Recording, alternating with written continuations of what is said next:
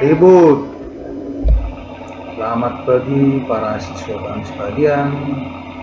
Mudah-mudahan kita dalam keadaan sehat, dapat melaksanakan pembelajaran daring atau pelajaran komputer dan jaringan dasar.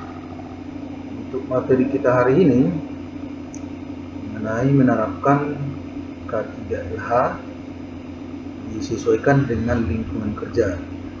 K3LH itu adalah kesehatan, keselamatan kerja di lingkungan atau tempat kita bekerja atau tempat kita praktek. Kemudian yang menjadi tujuan pembelajaran kita di sini, sebelum kita bahas lebih lanjut, tentunya para didik kami harus diharapkan nantinya dapat menjelaskan dasar-dasar keselamatan dan kesehatan kerja. Kemudian menyatakan hukum keselamatan dan kesehatan kerja. Yang ketiga, menerapkan praktik keselamatan dan kesehatan kerja. Kemudian mengatur dan merapikan area tempat kerja kita. Lalu di sini untuk materinya itu mengenai dasar-dasar keselamatan dan kesehatan kerja. Mengapa sebagian besar orang khawatir dengan keselamatan dan kesehatan kerja? Karena apa? Karena keselamatan berasal dari kata dasar selamat. Selamat diartikan terhindar dari bahaya, tidak mendapat gangguan, sehat dan tidak kurang suatu apapun. Menurut WJS, keselamatan itu diartikan adalah keadaan perihal terhindar dari bahaya, tidak mendapat gangguan, sehat, tidak kurang suatu apapun. Pekerja terkadang tidak merasa bahwa keselamatan dan kecelakaan itu saling bersinggungan. Di dalam bekerja harus selalu berpikir bagaimana kita dapat mengantisipasi agar dapat mengurangi risiko kecelakaan.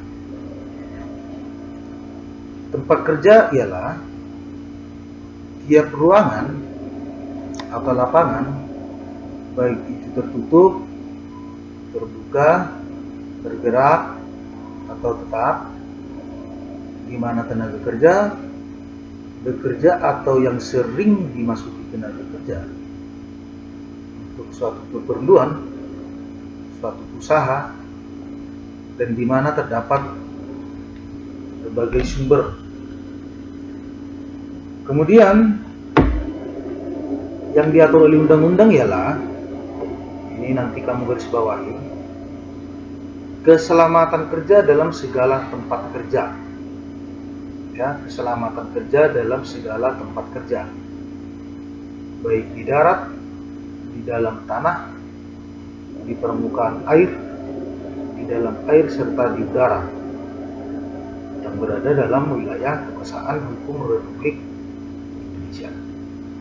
Itu tercantum dalam pasal 2 Undang-Undang Nomor 1 Tahun 1970. Itu mengenai tentang keselamatan kerja, ditetapkan tanggal 12 Januari 1970. Kemudian untuk menjadi tujuan keselamatan dan kesehatan kerja adalah melindungi para pekerja dari kemungkinan-kemungkinan buruk yang mungkin terjadi akibat kecerobohan pekerja atau siswa.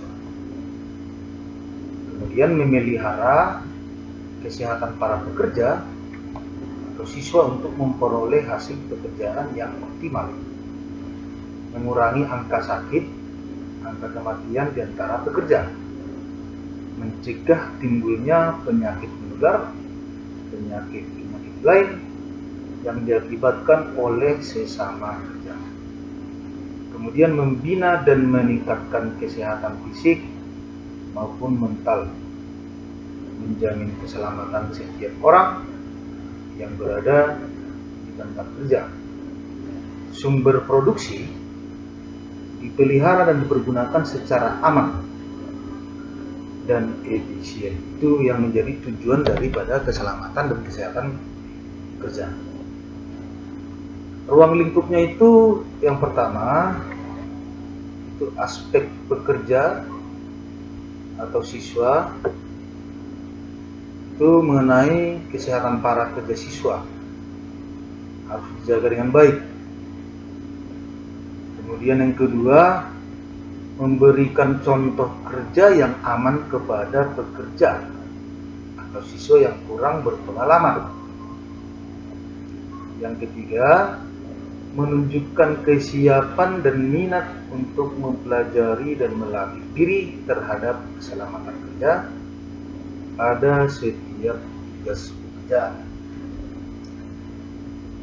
Itu ruang lingkup yang ketiga. Kemudian yang kedua itu mengenai pekerjaan dapat diselesaikan bila ada pekerja.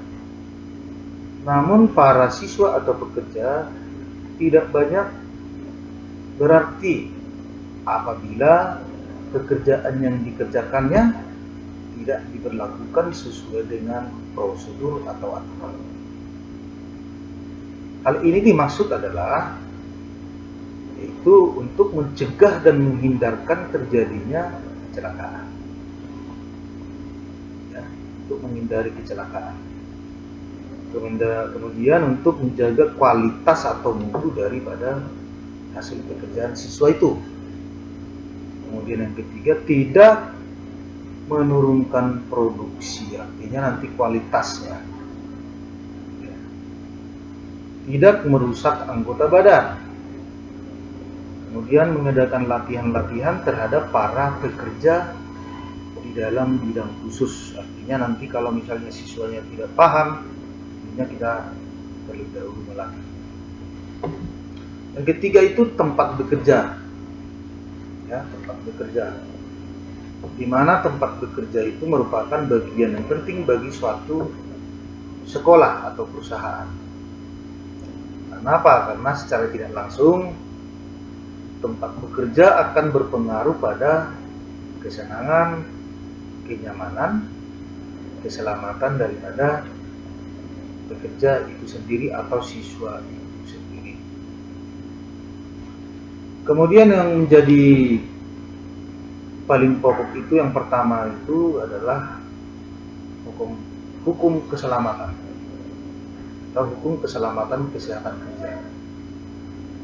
Ketentuan-ketentuan ini telah diatur di Undang-Undang pada tanggal 19 November 1969, di mana tercantum pada pasal 10, ya, pemerintah membina perlindungan kerja yang mencakup. Artinya di pasal 10 ini cakupannya itu yang pertama adalah mengenai norma keselamatan kerja. Itu tertera pada Undang-Undang Nomor 1 Tahun 1970. Kemudian untuk yang kedua itu norma kesehatan kerja atau higien perusahaan atau higienis kesehatan. Kemudian itu ditetapkan atau dibuat di peraturan nomor 7 tahun 1964. Ya. Perusahaan atau sekolah kejuruan secara hukum berkewajiban untuk menghilangkan atau mengurangi risiko kecelakaan kerja sekecil mungkin. Artinya ketika siswa dalam keadaan penuh tekanan ketika melakukan suatu pekerjaan atau praktek, maka tidak mudah nanti untuk menerapkan keamanan kerja dalam keadaan dalam situasi tertekan. Karena nanti dibutuhkan itu kenyamanan dalam melaksanakan suatu pekerjaan. Terus yang berikutnya itu menerapkan praktik keselamatan kesehatan kerja. Nah, ini menerapkan. Yang pertama itu ya, pengusaha menyediakan alat-alat pelindung. Misalnya pakaian kerja, jas atau baju laboratorium atau baju lab, sarung tangan, masker, dan lain-lain, yang tujuannya untuk mencegah terjadinya kecelakaan kerja. Semua pekerja harus mentaati seluruh peraturan dan tata cara pemakaian alat kerja dengan berpedoman pada Undang-Undang Nomor 1 Tahun 1970. Kemudian yang ketiga itu alat-alat pemadam kebakaran harus ditandai dengan cat warna merah. Jadi biasanya dalam perusahaan itu sudah disiapkan. Kemudian semua siswa wajib mengetahui tempat alat-alat pemadam kebakaran. Kemudian benda-benda yang mudah terbakar harus diperhatikan keamanannya serta dilakukan tindakan pencegahan terhadap bahaya kebakaran. Bila terjadi kebakaran atau fluid, tanda bahaya atau tanda khusus harus segera dibunyikan. Ini kalau terjadi ada kebakaran. Saya pikir ini di sekolah kita belum ada nih. Nah, kemudian mencegah atau mengurangi kecelakaan. Ini yang seharusnya dikurangi. Dimana nanti setiap praktikan atau siswa yang melakukan praktik diwajibkan memakai alat pengaman, baik itu di laboratorium, bengkel, ya. Kemudian kelengkapan alat P3K. Saya pikir ini di sekolah kita pun ada. Ini harus disiapkan. Kemudian segera memberi pertolongan pada setiap siswa yang mengalami kecelakaan dengan aturan atau tata cara yang semestinya dilakukan. Kemudian yang nomor 10 itu tempat kerja harus memperoleh penerangan yang cukup agar nanti ketika melakukan praktek tidak terjadi hal-hal yang tidak diinginkan. Kemudian bagian nomor 4 itu merapikan area dan tempat kerja. Pertama, menjaga dan memelihara area dan tempat kerja kita melaksanakan praktikum. Kewaspadaan yang terus-menerus ini harus kita lakukan.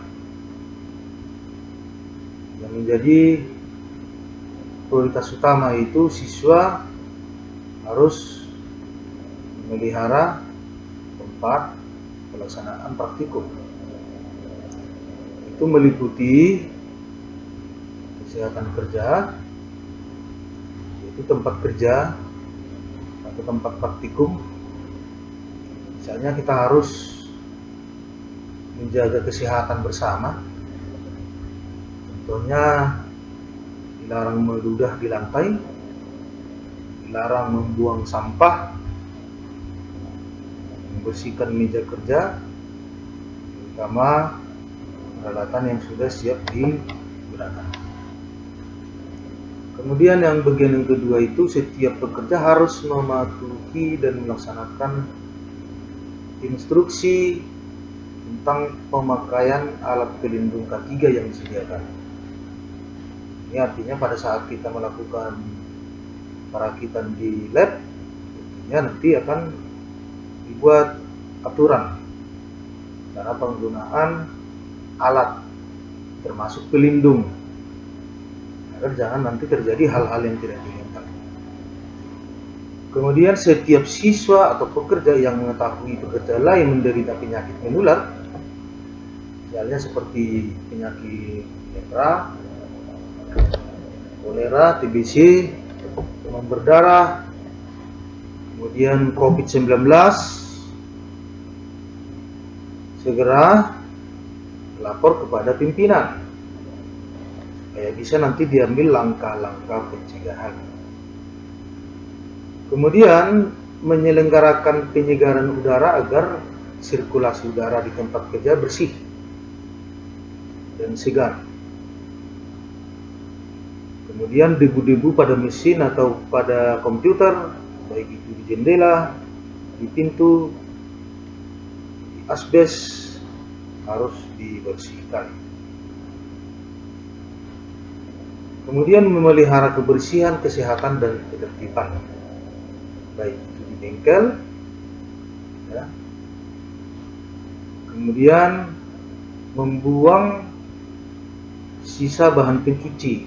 Kalau misalnya khusus di lab jurusan teknik elektronika industri itu di TI, ini kan ada bahan pelarut. Tentunya jangan langsung dibuang ke sungai, ini jadi menjadi pencemaran nantinya. Kemudian setiap orang yang berada di bengkel laboratorium harus mentaati tata tertib.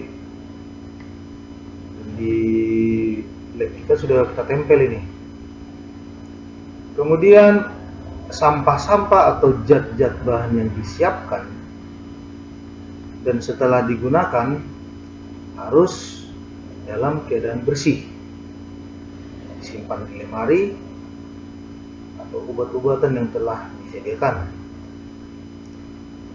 Kemudian mengamankan pengangkutan bahan dan peralatan, termasuk dari situ pemasukan dan pengeluaran bahan, termasuk peralatan ke dan dari ke laboratorium. Misalnya itu harus mendapat persetujuan kepala lab atau toolman. Itu dilakukan pengecekan secara teliti. Lalu pencegahan bahaya aliran listrik. Ya, pencegahan bahaya aliran listrik. Termasuk di situ pemeriksaan dan perawatan sekring, fitting. Saya pikir untuk bagian ini tidak ada dibuat orang yang kompeten di bidangnya ini. Lalu yang berikutnya, penataan ruang bengkel. Penataan ruang bengkel atau tempat kerja disebut dengan penataan ruang alat atau persediaan, di mana ditinjau dari tujuannya, yaitu meliputi penyediaan serta pengaturan yang baik dari fasilitas perlengkapan perbaikan yang diperlukan untuk proses pengerjaan. Lalu yang paling tidak kalah pentingnya itu adalah mengurangi sekecil mungkin waktu menganggur dan waktu menunggu dalam penggunaan peralatan. Kemudian penghematan pemakaian ruangan, mengurangi sebanyak mungkin kerugian investasi akibat dari yang kita bekerja. Artinya di sini jangan ketika melakukan praktikum terjadi kelalaian sehingga mengakibatkan kerusakan pada peralatan yang kita gunakan. Lalu fleksibel terhadap perubahan yang diperlukan apabila ada perubahan. Artinya kamu harus tanggap dalam perubahan-perubahan yang ada. Ini khusus untuk tenaga kerja. Ini mohon digarisbawahi, khususnya siswa kami yang melakukan praktikum. Perencanaan penggunaan tenaga kerja sebisa mungkin, artinya nanti ketika kita melakukan praktikum, ya, harus efisien dalam melaksanakan pekerjaan, mengurangi risiko kecelakaan kerja. Artinya dalam pelaksanaan praktikum menghindari risiko kecelakaan kerja. Artinya jangan nanti kamu disuruh bekerja, Anda belum mampu, tapi tetap melaksanakannya, akibatnya nanti menjadi risiko kecelakaan kerja. Kemudian penempatan tenaga kerja atau siswa yang sesuai dengan bidang kemampuannya. Artinya jangan kamu nanti disuruh memegang las padahal kamu jurusan TKJ atau sebaliknya. Itu maksudnya ini. Kemudian membuat suasana kerja yang menyenangkan. Ini yang harus kita capai nantinya pada saat melaksanakan praktikum. Ini nanti akan pelan-pelan kita lakukan. Kemudian memperhatikan kondisi kesehatan pekerja atau siswa saat bekerja atau saat melaksanakan praktikum. Kemudian memungkinkan penempatan ruang kepala bengkel atau struktur yang tepat. Ini sudah terlaksana di sekolah kita. Lalu sebagai rangkuman dari semua yang kita bahas mulai dari atas tadi, ini silakan para kami menggarisbawahi ini rangkumannya. Keselamatan kerja itu pengertiannya dalam bahasa Inggris adalah work safety, yang fungsinya mencegah kecelakaan di tempat tenaga kerja melakukan pekerjaan. Kemudian tempat kerja ialah tiap ruangan, artinya jangan